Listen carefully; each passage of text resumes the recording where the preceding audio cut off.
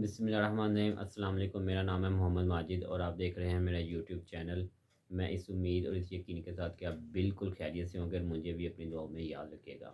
आज की मेरी बहुत ही इम्पोर्टेंट वीडियो है जो कि सस्पेंडेड और ब्लैक लिस्टेड केसेस के हवाले से है। वीडियो एंड तक ज़रूर देखिएगा ताकि आपको कंप्लीट इन्फॉर्मेशन मिल सके और काफ़ी आप इसमें से नॉलेज हासिल कर सकेंगे।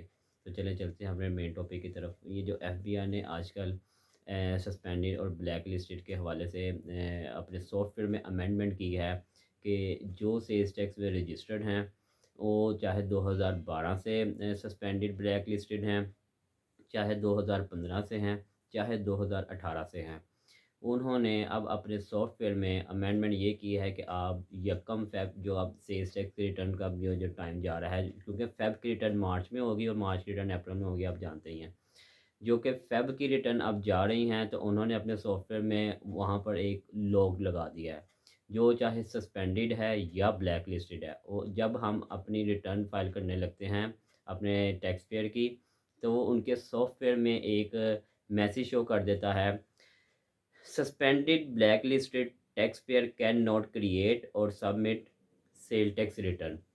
इसका मतलब ये है कि जो जो यूनिट सस्पेंड हैं, ब्लैक लिस्टेड हैं, वो अपनी सेल्स टैक्स रिटर्न सबमिट नहीं कर सकते जब तक वो इसको एक्टिवेट नहीं करवा लेते, रीस्टोर नहीं करवा लेते। सबसे पहली बात ये है कि जिन लोगों ने इसको कंटिन्यू करना है या नहीं करना, इसकी बेसिकली 2 चीज़ें हैं। अगर तो आप इसको कंटिन्यू करना चाह रहे हैं अपने बिज़नेस को इंक्लूड सेल्स टैक्स को भी, तो सबसे पहले आपको ये चाहिए कि कि ये सेल्स टैक्स रिटर्न या हमारा यूनिट सस्पेंड क्यों है? उसकी 2 वजूहात हो सकती हैं। सबसे मेन जो इसकी वजूहात हो सकती है कि आपने इसकी जो रिटर्न्स हैं पीछे बैक एंड से, चाहे वो 1 मंथ की है, 2 मंथ की हैं या 4 मंथ की है, आपने इसको या तो डिले किया है या आपने सबमिट ही नहीं किया। एक एक तो ये रीज़न हो सकती है। सेकंड रीज़न मोस्ट इम्पॉर्टेंट है, वो ये है कि आजकल ये जो लोग कर रहे थे कि फेक एंड फ्लाइंग इनवॉइसेस का काम कर रहे थे। 2 हो गई और एक और भी है, सॉरी। तीसरे नंबर पे ये है कि जिन लोगों ने सेल्स टैक्स की रिटर्न विदाउट अप्रूवल, कमिश्नर की अप्रूवल के बगैर अंडर टेबल अपनी सेल्स टैक्स रिटर्न रिवाइज करवाई है, उसकी बेस पे भी कमिश्नर साहब ने अपने जो जो रेलिवेंट जोन हैं उन सबको सस्पेंड कर दिया गया है, साथ में ब्लैक लिस्ट भी कर दिया गया है, जिसकी वजह से आगे अब सेल्स टैक्स रिटर्न फाइल करने में काफ़ी प्रॉब्लम क्रिएट हो रही है। अब इसमें इसमें मेन जो इम्पोर्टेंट चीज़ ये भी है कि वो सेल्स टैक्स रिटर्न क्यों सस्पेंड हुई है, यूनिट क्यों सस्पेंड हुआ है, ब्लैक लिस्टेड क्यों हुआ है, वो जनाब आपको तब ही पता चलेगा कि जब आप उसकी मेन जो इसको एप्लीकेशन लिखेंगे अपने मुतल्लिका ज़ोन को, कमिश्नर को कंफर्म करने के लिए कि हमारा यूनिट सस्पेंड क्यों है। जब तक आप अपनी सेल्स टैक्स यूनिट को रीस्टोर नहीं करवाएँगे, एक्टिवेट नहीं करवाएँगे, वो आपका यूनिट सस्पेंड ही रहेगा, ब्लैक लिस्ट ही रहेगा और आप सेल्स टैक्स रिटर्न फाइल नहीं कर सकते। इसके आपको नुकसानात ये होंगे कि जब तक आप इसको एक्टिवेट नहीं करवा लेते और जिस वजह से ये सस्पेंड हुआ है, आप उसको कंफर्म करके उसकी पेनल्टी पे नहीं करेंगे, आपको उसका फ़ाइन पर मंथ पड़ता रहेगा। उसका पर मंथ जो फ़ाइन है सेल्स टैक्स रिटर्न का, वो 10,000 है। तो वो आप जितने मंथ बनेंगे 1, 2, 3, 4 उसको मल्टीप्लाई 10,000 से कर लें, आपका वो पेनल्टी पे करनी ही करनी पड़ेगी। उसके बगैर आपका यूनिट, आपका जो बिज़नेस है वो एक्टिवेट रिस्टोर नहीं होगा।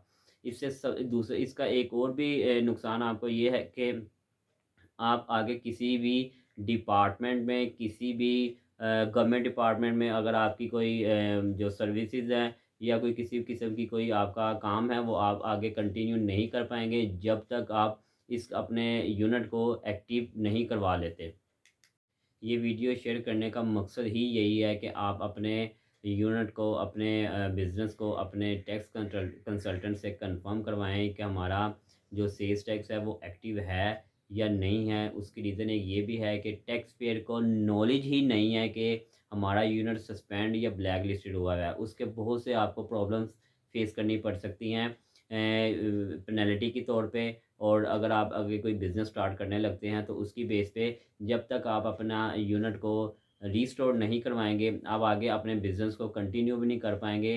इसमें आपको ये सारी प्रॉब्लम फेस करनी पड़ सकती हैं। ये सारी इन्फॉर्मेशन देने का मकसद आपको यही है कि आपका जो टैक्स कंसल्टेंट है, लॉयर है, एडवोकेट है या आपने जिसको भी हायर किया हुआ है, आप उससे अपना एक बार स्टेटस कंफर्म करें। अगर आप इसको कंटिन्यू नहीं भी करना चाहते तो एट लीस्ट आप इसको डी रजिस्ट्रेशन कंफर्म लाज़मी इसको अप्लाई करें और अपने यूनिट को सेल्स टैक्स से जो है ना वो उसको डी रजिस्टर करवाएँ ताकि आप आने वाली प्रॉब्लम से जो है ना इस प्रॉब्लम फेस करने से बच सकें। अदरवाइज़ आपको जितनी पेनल्टी आप जितना इसको डिले करते जाएँगे आपके जितने मंथ ये इसमें इंक्रीज़ होते जाएँगे, आपको उस हिसाब से पेनल्टी पे करनी पड़ जाएगी। तो ये आपको सारा कुछ बताने का मकसद यही है कि आप इससे अपडेट रहें, ताकि आप हैवी पेनल्टी से बच सकें और अपने बिज़नेस को सिक्योर करें इन फ्यूचर के लिए। उम्मीद करता हूँ कि आपको मेरी वीडियो अच्छी लगी होगी और इससे काफ़ी कुछ सीखने को मिलेगा। मुझे अब इजाज़त दें। बेसिकली आज हमारे लाहौर टैक्स बार के इलेक्शन भी है और मैंने वोट कास्ट करने भी जाना है मुस्तफ़ा हारून साहब को। थैंक्स फॉर वॉचिंग और एंड पे मेरे चैनल को सब्सक्राइब ज़रूर कीजिएगा, लाइक भी कीजिएगा और शेयर करना मत भूलिएगा ताकि इस वीडियो से ज़्यादा लोग फ़ायदा हासिल कर सकें और बेल आइकन पे क्लिक करना मत भूलिएगा। Thanks for watching. अल्लाह हाफ़िज़।